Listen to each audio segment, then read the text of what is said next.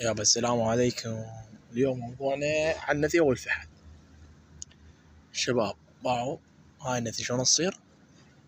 هذا شكلها النثية، ركز بيها زين. شوف هذا البياض يم راسه يجي عدل، يعني دارية لا بيها كسرة ولا الفحل بيه كسرة.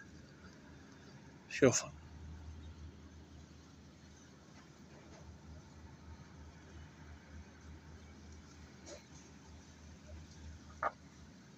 شوفها هاي النثية شلون شكلها يبين، صغيرة حجمها.